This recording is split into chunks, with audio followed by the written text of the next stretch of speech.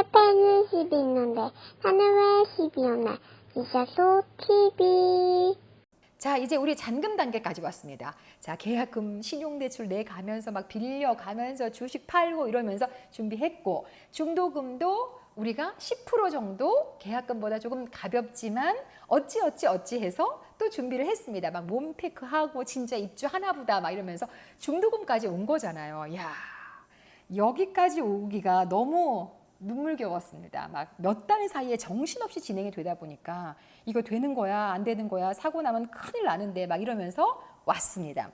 나머지 잔금 20% 이거 준비하셔야 되는데, 자, 과연 20%만 준비하면 될까요?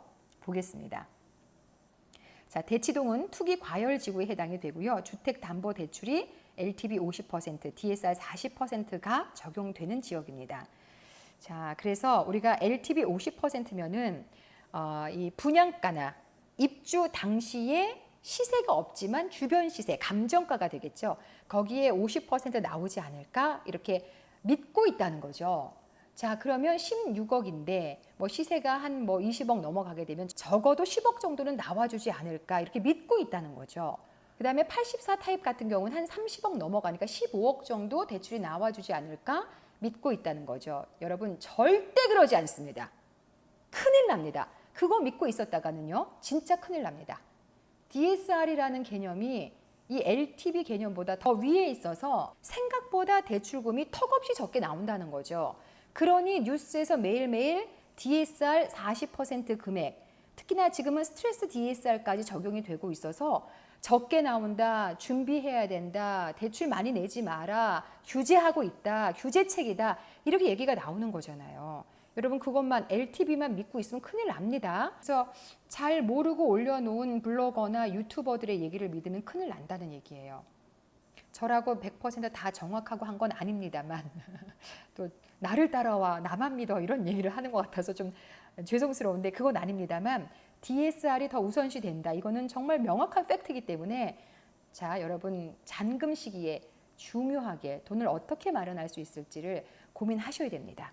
자, 필요 자금 보겠습니다. 제가 앞서서도 살짝 말씀을 드렸는데 잔금 20%만 필요한 것이 아니라 중도금 대출 우리가 50% 집단 대출로 냈잖아. 이거 다 상환하셔야 됩니다. 그래서 총 70%에 해당되는 금액이 있어야 된다는 거죠. 주택담보대출을 내게 되면 이 중도금을 대환대출하는 그런 개념이 되겠습니다. 총 70% 금액이 주담대에서 충분히 나와줄 수 있어야 됩니다. 그 금액이 얼마냐? 자, 59 타입은 11억 2천 정도, 70%에 해당이 됩니다. 84 타입은 15억 4천 정도가 70%에 해당이 됩니다. 굉장히 큰 금액이죠. 자, 이게 주담대로 나와줄 수 있어야 됩니다. 또는 주담대 플러스 자기 돈이 있어야 됩니다. 그런데 우리가 당장은 이런 돈이 없다 하면 전세 끼워 넣을 수 있죠. 3년 유예를 받았으니까. 거주 의무 3년 유예 받았기 때문에. 그러면 전세를 끼워 넣으면 당장 해결이 될까요? 그렇습니다. 주변 르엘 전세가가 13억이니까 깜뿌라찌 되죠. 네. 제가 옛날 사람이라서 깜뿌라찌 되죠. 자, 또 84 타입은 18억이니까 네, 깜뿌라찌 됩니다. 네, 그래서 15억 4천 충분히 내고도 남네요. 자, 당장은 전세 넣으면 해결되지만 문제는 3년 내에 반드시 입주를 해야 하기 때문에 이게 문제다. 이렇게 고민 한 가지를 얻고 당장은 등기 칠 수 있겠구나. 전세 넣으면 이렇게 하시면 될 것 같고요. 이 시점에서 질문하시는 분들 중에 등기가 안 났는데 전세 끼워 넣을 수 있나요? 하시는데요. 부동산에서 분양계약서만 가지고 전세 연결해 줍니다. 연결해 줘요. 주변의 전세 금액보다도 조금 급하신 분들은 싸게 내놓으시면 금세 계약 들어옵니다. 그 돈 받아서 잔금 치르시면 되는 거죠. 중도금 갚고요. 이렇게 진행이 되는 겁니다. 자, 그래서 결국은 도대체 어느 정도의 돈이 있어야 에델루이에 청약을 할 수 있을지 이게 궁금하시잖아요. 그래서 제가 한마디로 정리를 해드리면 분양가에서 내가 스트레스 DSR이 적용이 된 주담대를 낼 수 있는 그 대출 금액, 그걸 뺀 금액이 있으면 에델루이에 청약을 하실 수 있습니다. 그러면 그 금액이 얼마인데 주담대 대출에 따라서 좀 달라질 수 있습니다만 예를 들어서 제가 설명을 좀 드리겠습니다. 내가 스트레스 DSR이 적용이 됐을 때 내 연봉에 대출금 얼마 나올까? 이게 궁금하신 거잖아요. 자, 표를 몇 가지 보여드리겠습니다. 자, 스트레스 DSR이 적용되지 않았을 때의 대출금을 보여드립니다. 자, 연봉 1억이신 분 쭉 가면 40%를 넘지 않아야 되니까 8억 정도의 대출금이 나옵니다.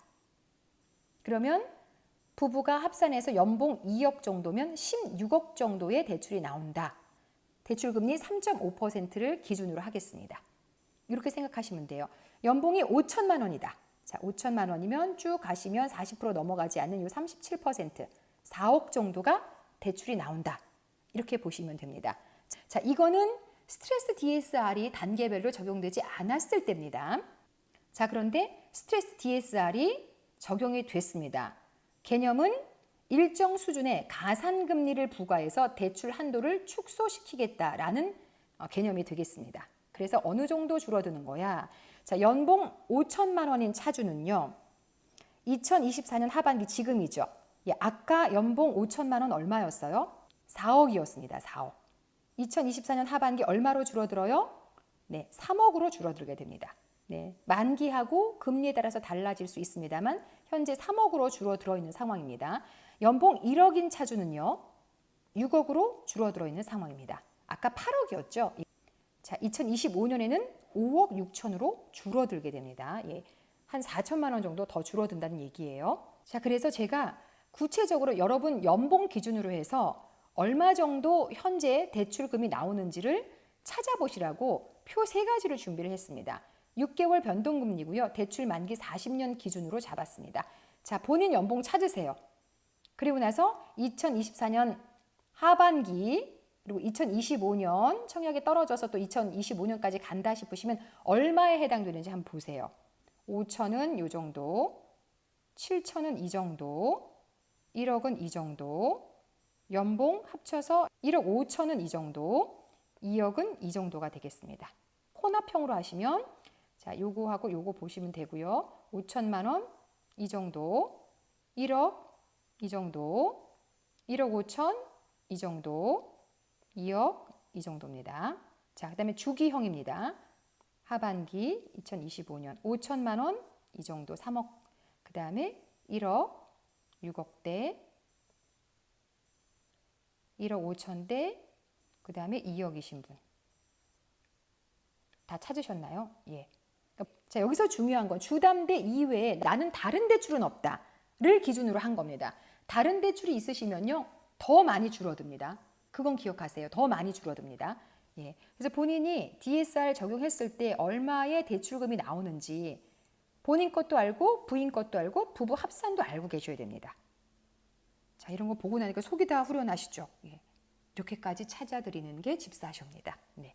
이렇게 확인하셨으면 자, 이번에 예를 들어서 설명을 드리겠습니다. 부부 합산 연봉 5천 정도면 3억 정도의 대출이 나오잖아요. 자, 그러면 25 타입은 분양가가 16억이었죠. 그러면 13억이 있어야 됩니다. 자, 84 타입 같은 경우에는 분양가가 22억이었죠. 주담대 3억 나오니까 19억 정도는 어떻게 해서든지 마련할 수 있어야 청약에 안전하게 도전할 수 있습니다. 자, 이번에 연봉이 1억이라면 6억 정도 나오는 거였죠. 그러면 내 돈으로 10억, 16억은 있어야 청약에 도전하실 수 있고요. 부부 합산 연봉이 2억이면 13억 정도의 대출이 나오니까 내 돈으로 3억, 그리고 9억은 있어야 안정적으로 청약에 도전하실 수 있는 겁니다. 사실 모든 청약지에서 이게 답입니다. 이게 진리고요. 분양가에서 내 대출 낼 수 있는 금액 있죠. 이걸 뺀 금액이 내가 지금 전세금으로 있든 주식으로 있든 또는 뭐 적금으로 있든 또는 뭐 전세금으로 있든 아니면 내가 주택으로 내 명의로 주택 내 집으로 가지고 있든 이 돈이 있긴 있어야 됩니다. 사실 요 금액뿐만 아니라 옵션과 세금 뭐 이런 것도 있어야 되거든요. 그래서 이거보다 조금 더 넉넉하게 있어야 되는 겁니다. 그래야 마음 편하게 청약하실 수 있다는 거죠. 그렇지 않으면 매번 돈 내야 되는 그 시기마다 내 돈이 없어서 정말 골치 아픈 상황이 오고 남의 돈 이용해서 전세금 이게 끌어와서 내가 일단 등기는 친다 하지만 이게 그 집이 내 집이 아니라는 거예요. 전세 나간다 그러면은 이거 큰일인 거죠. 어떻게 마련하실 거예요? 또 다시 전세 끼워 넣어요? 거주 의무가 있는 집에 대해서는 내가 반드시 거주하셔야 되는데 그래서 섣불리 청약하지 마시라 이런 말씀을 드리는 겁니다. 자, 그래서 두 가지로 제가 정리를 했습니다. 당장 입주하시려면 얼마 있어야 되는지, 또 전세 주다가 결국 입주하시려면 또 얼마 있어야 되는지 이렇게 정리를 해봤습니다. 첫 번째, 자, 분양가에서 주담대를 뺀 금액이 다 있으면 가능하죠. 연봉 1억 기준으로 해서 자산 얼마 있어야 될까요? 자, 아까 말씀드렸죠. 10억이나 16억은 있어야 도전할 수 있습니다. 전월세 보증금으로 주택을 현재 가지고 계신다면 주택을 매도하고, 예, 이거 굉장히 이 기간이 짧을수록 위험한 상황인데 집이 나갈까요? 예. 1주택자가 이렇게 청약해서 당첨되는 경우는 특히 선시공 후 분양 같은 경우에 굉장히 위험합니다. 집이 안 팔리면 끝나거든요. 그래서 청약을 하시는 분들은 급하게 여기서 전세금을 빼고 그 전세금을 새롭게 분양하는데 내셔야 되잖아요. 그러니까 본인은 어디 살 집이 없는 거예요. 그러니까 월세로 막 들어가거나 이렇게 하셔야 되거든요. 위험합니다. 굉장히 위험합니다. 주택 있고 따로 내가 돈이 조금 넉넉하게 있고 그러면 가능할지 몰라도 1주택자들이 청약에 도전하는 건 좀 위험합니다. 네, 거래가 없을 경우에는 더 그렇죠. 그다음에 누구한테 빌린다 또는 주담대 내셔서 나머지 10억이나 16억 정도를 충당할 수 있다. 고액 연봉자에 해당이 되겠죠. 예. 근데 이거 힌트 하나 드릴게요. 주담대를 낸 다음에 신용대출을 부족한 부분을 내셔야지, 신용대출을 먼저 내고 주담대 내시면 주담대 금액 줄어드는 거 아시죠? 이 잔금 단계에서 돈이 부족하다 보니까 주담대하고 신용대출하고 둘 다 끌어다 쓰는 경우에 이게 막 순서가 바뀌면 안 됩니다. 주담대 먼저 내시고 신용대출 1억 정도만 내셔야 돼요. 아시겠죠? 1억 내서 등기 쳐버리면 안 되니까. 이게 잔금 단계이기 때문에. 아시겠죠? 이 순서도 굉장히 중요한 거. 예, 집사쇼가 알려드렸습니다. 두 번째, 전세 주다가 결국은 입주하셔야 되잖아요. 필입주입니다. 여기는. 자, 거주 의무 3년 유예 주다가 반드시 입주를 해야 되는 청약지죠. 예, 이렇게 되면은 우리가 더 쉬워집니다. 3년 동안 자금을 마련할 수 있는 시간적인 여유가 생기기 때문에 계획을 조금만 잘 세워놓으면 별로 팍팍하지 않게, 예, 입주할 수 있는 거죠. 전세를 사시는 경우라면 전 월세 보증금 이거 받아서 그분들 나갈 때 내주면 되는 거잖아요. 예, 날짜 2개월, 3개월 단위로 맞추시면 되는 거죠. 네, 그 다음에 1주택자이신 분들, 이분들은 3년 동안 내놓고 매도 시기를 조절하시면 되는 거죠. 예, 매도 먼저 해놓고 빼놓고 돈을 좀 마련해 놓으면 되는 거예요. 마련해 놓고 어디 가서 전세 사시다가 또는 월세 사시다가 그 돈으로 잔금 처리하고 입주하시면 되는 거죠. 또 하나 이 주택이 있으신 분들은 주의하셔야 될 점이 본인 주택을 가지고 있는 상황에서 새롭게 당첨된 그 아파트의 세입자 퇴거 자금 대출, 이게 주담대의 이름만 바꾼 형태입니다. 전세가 들어가 있기 때문에 세입자 퇴거 자금 대출, 이게 동시에 안 나옵니다. 본인 집이 없어야지 나옵니다. 아시겠죠? 아시겠죠? 이거 되게 중요합니다. 그래서 주택을 먼저 매도해서 돈을 가지고 있고 그 다음에 새롭게 당첨된 그 집을 담보로 해서 세입자 퇴거 자금 대출을 뽑을 수 있습니다. 이거 자세하게 알고 있어야 돼요. 제가 이게 안 돼가지고 굉장히 어려움을 겪은 적이 있거든요. 예. 세입자 퇴거 자금 대출 기억하시고요. 퇴거할 때 전세금 돌려주는 거잖아요. 그래서 신용대출 끌어와도 됩니다. 예, 무슨 말인지 아시겠죠? 그래서 이때는 전세를 내보내기 위해서 전세 시세도 굉장히 비싸기 때문에 그거 다 내줘야 되니까 전월세 보증금 끌어오고 주택 팔아서 가져오고 세입자 퇴거 자금 대출 이거 주담대 형태로 또 내고 신용대출 끌어오고 막 사방에서 돈을 끌어와서 전세금 내주고 내가 결국 입주하시면 되는 거죠. 자, 분양가에서 전세금을 빼면 59제곱미터는 3억 정도 있으면 되고요. 84제곱미터는 4억 정도 있으면 일단 등기는 칩니다. 그런데 나중에 퇴거를 시키고 내가 들어가려면 DSR 40%에다가 내 돈으로 전세가 13억, 18억 정도 내줘야 되니까 내 돈도 좀 넉넉하게 있는 분들만 입주가 가능하다 이렇게 보면 되겠습니다. 그래서 전세를 끼워서 어떻게 맞추긴 했는데 결국은 입주를 못하는 상황이 있잖아요. 아니 전세 13억, 18억을 어떻게 내줘 해서 자, 전매 제한 3년 뒤에 결국 입주 못하고 매도를 해야 되는 경우 이거 매도하면 불법입니다. 분상제 아파트라서 이건 불법, 위법에 해당이 됩니다. 1년 이하의 징역 또는 1,000만 원 이하의 벌금에 처해지게 됩니다. 그러니까 처음부터 나는 전세 주다가 팔 거야 이런 작전으로 들어오시면 불법이기 때문에 딱 걸립니다. 어느 정도의 손해가 오느냐, 뭐 징역 또는 벌금도 그렇지만 LH에 강제로 그 주택이 매각 당하게 돼 있습니다. 그렇게 되면 돈을 얼마를 내주냐면 초기에 내신 돈 있죠. 여기다 이자 정도, 이자 정도. 시세 차익 전혀 볼 수 없습니다. 그러니까 처음부터 이런 작전을 쓰시려면 아예 안 된다, 안 된다 이렇게 생각하시고 청약을 이 지역은 포기하셔야 됩니다. 이게 제 의견이 아니고요. 제가 안 된다 하는 게 아니라 분상제와 거주 의무라고 해서 법으로 다 나와 있습니다. 최초 입주 가능일로부터 그러니까 우리 그 사용 승인일 있잖아요. 가능일로부터 5년 이내에 입주하셔야 되는데 계속해서 해당 주택에 거주해야 된다.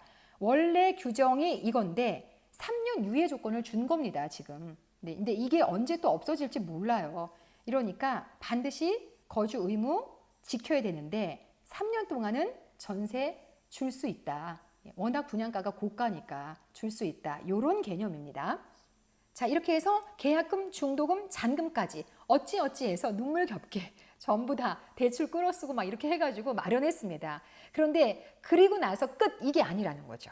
세금하고 옵션 때문에 돈이 더 필요한데요. 워낙에 세금도 비싸고 옵션도 비싸게 나왔기 때문에 계산해 봤더니 7천만 원, 59 타입은 7천만 원, 84 타입은 9천만 원 이상이 더 필요하더라고요.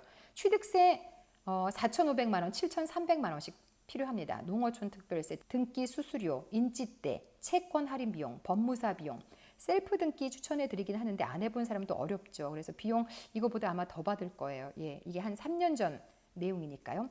그리고 발코니 확장 비용이 2천만 원까지 나오는 그런 타입이 있더라고요. 그리고 84 타입은 1,800만 원 정도 필요하고요. 그리고 옵션 이것저것 넣고 바닥재 넣고 에어컨 넣고 뭐 이렇게 저렇게 하다 보면 금액이 꽤 많이 들어가서 한 1억 이상은 더 필요한 상황입니다. 이 금액이 아니라 1억 이상은 더 필요하다. 이렇게 보시면 될 것 같아요. 1,000만 원 더 구하기도 어려운데 1억 이상을 더 구하라고 하니까 야, 여기 진짜 어렵구나 이런 생각 드실 겁니다. 제가 자금 마련 플랜 이렇게 준비를 하면서 느낀 건 정말 분양가가 너무 비싸기 때문에 서민들은 꿈도 못 꾼다. 그래서 너무 속상하고 좀 슬프기도 하고 그러네요. 근데 30대이신 분들 너무 그렇게 위축되지 않으셨으면 좋겠어요. 왜냐하면 이 단계별로 올라오시면 되거든요. 처음부터 막 좋은 데 이런 데 가기는 어렵죠. 그냥 금수저 아닌 이상 또 부모님이 도와주지 않는 이상 어떻게 좋은 동네 1군 그런 데로 가겠어요.